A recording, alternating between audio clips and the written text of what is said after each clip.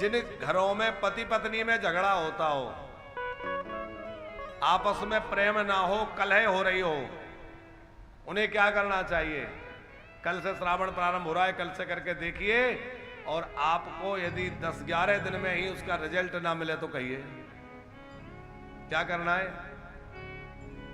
भगवान शंकर की अर्धनारेश्वर वाली तस्वीर लेके आइए, जिसमें आधे शंकर जी हैं, आधी पार्वती जी हैं। अर्धनारेश्वर स्वरूप भगवान शिव का है, तो अर्धनारेश्वर भगवान शिव की चित्रपट ले आइए और वो कल से प्रारंभ करिए पूजा। अर्धनारेश्वर के चित्रपट को सामने विराजमान कर लीजिए। अर्धनारेश्वर मंत्र अथवा अर्धनारेश्वर स्तोत्र का प्रतिदिन पाठ करिए। यदि मंत्र जप रहे हैं तो कम से कम 108 बार जपें, माने एक माला पूरी करें प्रतिदिन।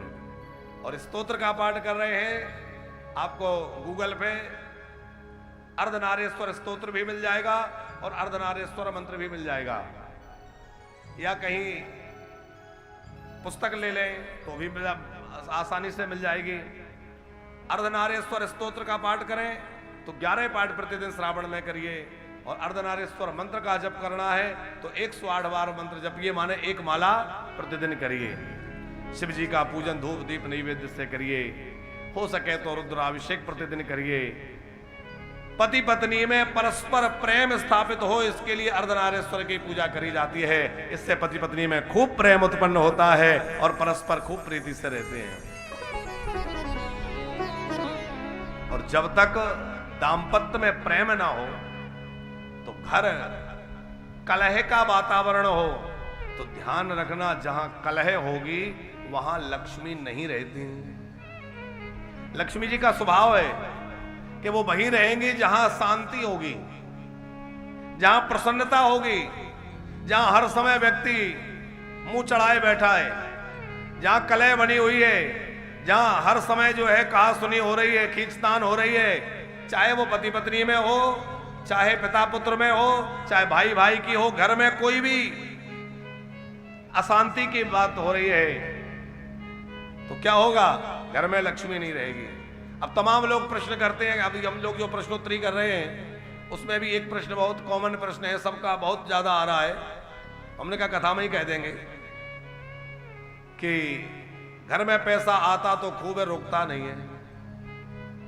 देखो भैया, पैसा रुकता नहीं है तो उसके लिए पहली बात तो यह है कि खर्चे कम करो। सीधी सी बात कहें तो है, आमदनी अठन्नी, खर्चा रुपया। तो पहले तो आप अपने फैशन पे, अपने व्यसन पे अंकुश लगाइए। अब जानबूझ के हमने इतने शौक पाल रखे हैं, इतने तमाम खर्चे बढ़ा रखे हो कि आमदनी उतनी है नहीं, और फिर जहां तहां शिकायत करें, फरियाद करें, उससे होगा क्या?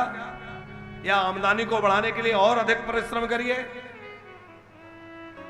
हाँ, ऐसा होता हो कि धन आता है तो वो बीमारियों में चला जा रहा है, बेकार का कोई झंझट हो जाता है, बेकार की कोई समस्या आ जाती है, उसमें सारा पैसा इधर उधर हो जाता है। यदि इस तरह की कोई परेशानी है तो कुछ बातों को आप ध्यान रखिए। क्या करना है? पहली चीज तो यह है, सवेरे देर तक घर बासा ना रहे। जिनका घर देर सवेरे तक बासा पड़ा रहता है, झाड़ू नहीं निकलती, पोछा नहीं लगता, शुद्धि नहीं होती, उन घरों में लक्ष्मी जी हाथ जोड़ के वहां से विदा हो जाती हैं। आप चाहते घर में लक्ष्मी महारानी विराजमान रहें तो आप घर को सवेरे जल्दी पवित्र करिए, जल्दी उसकी सफाई करिए। यहां तक कहा गया है कि पति के जगने से पहले पत्नी को घर को सफाई कर देनी चाहिए। पति जब उठे तो घर स्वच्छ रहे। पहली बात, सवेरे घर जल्दी सफाई हो। दूसरी बात यह है कि रात्रि में झूठे बर्तन पटक करके ना सोएं। आजकल माताओं की आदत हो गई है, झूठा बर्तन इकट्ठा किया, रख दिया, सवेरे देखेंगे नहीं। जिन घरों में रात्रि में झूठे बर्तन पड़े रहते हैं, वहां से भी लक्ष्मी महारानी चली जाती है। तीसरी बात, जो घर अव्यवस्थित रहते हैं, कपड़ा फैला है, सामान फैला है, जहां तहां कुछ भी पड़ा है, कोई सामान खराब हो रहा है, फ्रिज में देखो तो लगे राम राम राम है। कभी गलती से फ्रिज खोल दो तो कुछ लोगों के घरों की हालत ऐसी होती है कि देखते ही बनती है। सफाई रहे और घर व्यवस्थित रहे, कपड़े सही समय सही जगह पे रखे हों, पुस्तकें बच्चों की पढ़ाई की किताबें सही जगह पे रखी हों, जो भी घर की सामग्री है। हाँ, एक और ध्यान रखना, घर के दरवाजे पे जूता चप्पल ना रखे हों। प्राय घरों में लोगों ने ये नियम आजकल बना लिया, जूते चप्पल कहां रखते हैं?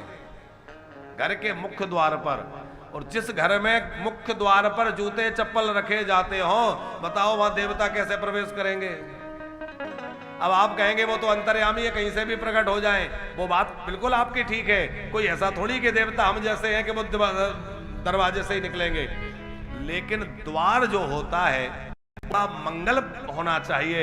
हमारे यहाँ द्वार पर बंधनवार बांधने की परंपरा रही है, हमारे यहाँ दरवाजे पर स्वास्तिक और श्री बनाने की परंपरा रही है। हमारे यहाँ दरवाजों पर आपने देखा होगा पुराने समय में माताएं गाय के गोबर से लेप करके सवेरे सवेरे उसमें चौक डालती थी, पुष्प रखती थी, करती थी कि नहीं? क्यों? गाय के गोबर से वो हमारी दहली शुद्ध और पवित्र रहे। तो दहली को हमेशा शुद्ध रखिए, दहली को पवित्र रखिए और घर के दरवाजे को सजा करके रखिए। घर का मुख्य द्वार सजा हुआ रहना चाहिए। घर का दरवाजा अस्त व्यस्त नहीं हो, वहां कोई गंदगी ना हो, वहां डस्टबिन ना हो, कचरे का कोई स्थान ना हो और वहां जूता चप्पल तो कदाचित ना हो। कितनी बातें हो गई, याद रखोगे? अब जिनको लक्ष्मी की जरूरत है वो वीडियो फिर से सुन लेंगे, कहना भैया वीडियो कट करके डाल दें, लोग सुन लेंगे है? तो पहला, देर सवेरे तक घर जो है बासा ना पड़ा रहे। दूसरा, घर में झूठे बर्तन रात्रि में ना पड़े रहें। तीसरा, घर में कपड़ा सामान यहां वहां बिखरा ना पड़ा रहे, व्यवस्थित रहे। चौथा, घर में दहली जो है वो पवित्र रहे, मुख्य द्वार जो है वो साफ सुथरा रहे, सजा हुआ रहे, पवित्र रहे, वहां कोई गंदी वस्तु, जूता चप्पल, झूठा कपड़ा, गंदगी नहीं होना चाहिए। पांचवा, आपके घर की रसोई बहुत पवित्र रहे। रसोई घर में भूल से भी झूठे बर्तन ना जाएं। अब आजकल तो परंपरा यही बन गई है कि सारे घर के झूठे बर्तन कहां धुलते हैं? रसोई के सिंक में। अब आप विचार करिए, क्या वह रसोई घर भगवान को अथवा संतों को भोजन पवाने, भोग लगाने के लायक बची? अब आप कहें कि भगवान को भोग लगाना है, लगाएं कि ना लगाएं? अरे पूरे घर भर का झूठा घर में रसोई में डाल रखा है, तो क्या वहां बनने वाला भोजन भगवान के योग्य रहा, संतों के महापुरुषों के योग्य रहा? कदाचित नहीं रहा। तो पांचवा काम यह करना है कि झूठा बर्तन, झूठा सामान रसोई घर में कभी नहीं ले जाना है। रसोई घर को एकदम शुद्ध और पवित्र रखना है। हमारे घर में दो मंदिर होते हैं, एक पूजा का स्थान और दूसरा भोजन का स्थान, जहां भोजन बनता है। पूजा के स्थान को तो लोग बड़ा सजा के रखते हैं, और किसी का घर देखना हो कि ये कैसे रहते हैं, इनकी रहनी कैसी है, इनका आचरण कैसा है, तो उनका पूजा घर मत देखो, उनका रसोई घर देखो। रसोई घर से पता चलेगा कि कितनी साफ सफाई है और इनका कैसा काम है? कई लोगों की रसोई में आप घुस जाओ तो भोजन करने तो क्या पानी पीने मन ना हो, और कई लोगों के घर में आप रसोई में जाओ तो लगता है कि भैया यहाँ तो निश्चित देवता विराजमान रहते होंगे, इतनी साफ सफाई है, इतना सुंदर व्यवस्थित है।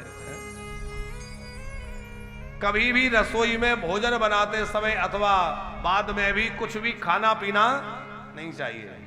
रसोई जो है वो पवित्र रहे, वहां झूठा नहीं होना चाहिए, झूठा मुंह रसोई में ना जाए। कितनी बातें हो गई? 5। अब आज 5 ही रहने दो, बातें तो बहुत हैं, पर ये 5 नियम भी यदि आपने कर लिए ना तो समझ लो माता लक्ष्मी आपके घर को अपना निवास स्थान बना लेंगी और घर छोड़ के नहीं जाएंगी। जो आएंगी वो बेफजूल में नहीं जाएंगी। अब आप उड़ाओ, बात अलग है।